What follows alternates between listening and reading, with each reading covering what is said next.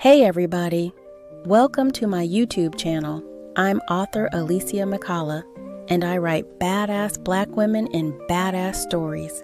I'm a storyteller who celebrates bold, unapologetic black women in mythology and beyond.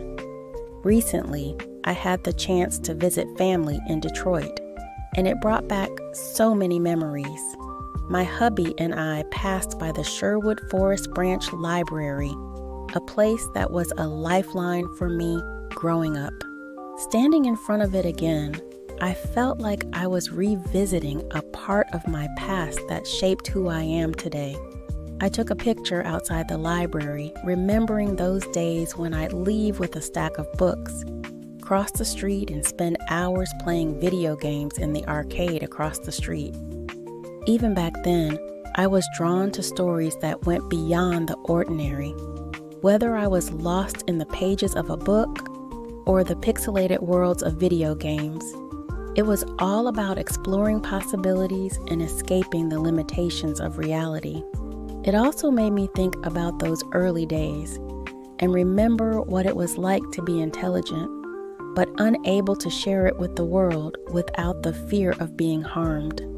Being super smart and a bit nerdy wasn't easy or necessarily safe, especially as a black teen. As a teenager, I rode my 10-speed bike to the library. I loved the place and was friends with one of the librarians. After browsing the shelves and making my selections, I would walk up to the desk and check out my books. I never liked getting in line with the white librarian because she didn't understand. Me and the black librarian had a system. She would check out my books and give them back to me in a brown paper bag. You see, the white librarian just didn't understand how dangerous it was for me to read paranormal suspense, science fiction, fantasy, or any of the stories I loved. If someone had seen me with those books, I would have been beaten down, or at least they would have tried. The black librarian helped me carry my love for reading quietly, and that brown paper bag was my shield. Being unconventional, original, or different was not exactly revered in those days. I spent most of my life hiding my intellect, tamping down my curiosity, or pretending that I wasn't nearly as smart as I was, or that I hadn't taken several intelligence tests that said, well, I had my own version of genius. I ended up hiding who I really was out of fear and not accepting who and what I was. I don't like to dwell too much on my past. There's a lot of baggage there, but sometimes it's helpful for me to unpack my fears, to really examine what's triggering me and why. There are so many stereotypes about being a Black Gen X nerd. You're trying to be white. You sound white. You can't possibly be that smart. Doesn't that bore you? Who can listen to that? Who would read the encyclopedia for fun? But there it is for me in a nutshell.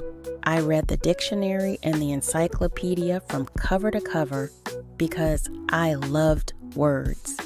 In one of my fantasies, I became a lexicographer. Why am I talking about this? I'm working on the Oya Warrior Goddess Lore book, and I'm totally geeking out over the content. I enjoy learning so much about mythology, especially goddesses that look like me. The research does it for me in a way I can't explain. I have a curious mind that likes to question and enjoy the puzzle. Finding out and processing information makes me feel excited. In fact, as the lore book begins to take shape, I'm feeling a certain pride. I love the imagery, the concept, and sharing my research on the Goddess of Storms in this way. When I released the Chosen by Storm prequel teaser, that was what was expected of me as an author, but it felt incomplete to me. It felt like it needed more. Chosen by Storm was what it was, a prequel to the series. But the black nerd, the curious one, wanted to explain to people why this series is unique. What is it about Oya that fascinates me? When I got the idea that a lore book was possible, I jumped at the chance. I remember when I was writing the African Elementals series, and people were asking me about Mawu.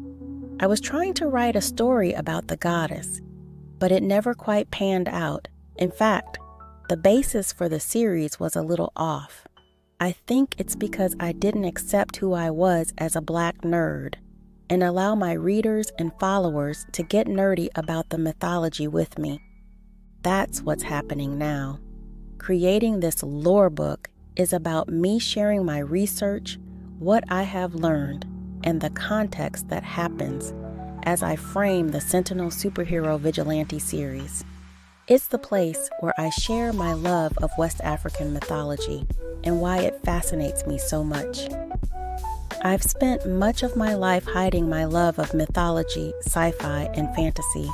Not sharing what I've learned kind of feels like me going to the Black librarian and putting my knowledge in a brown paper bag so no one will know. It's time for a change. If you're not already on my list, subscribe so you know when the lore book drops. And if you're already on my list, get ready to nerd out with me about the goddess Oya. I had a lot of fun creating the compelling imagery, researching Oya's mythology, and learning more about the Orishas. Did I mention what a profound experience it was for me to travel to Ghana and reconnect with my heritage? It felt like home, but then again, it is in my DNA. The Oya Warrior Goddess Lore book will be filled with beautiful imagery and will share the research and what I've learned about the goddess Oya and how that knowledge has helped me shape the serial. I'm proud to be a Black Gen X nerd and to be unconventional, original, and different. Yes, there will be a fictional Oya mini-season, along with the nonfiction research about Oya in the lore book, so you can see her in all facets. Stay tuned. Thanks for joining me on this journey. If you enjoyed this video, don't forget to subscribe, give it a thumbs up, and hit the bell icon so you won't miss any updates. You can also join my email list to be the first to hear about the Oya lore book release and more. Let's celebrate powerful stories together.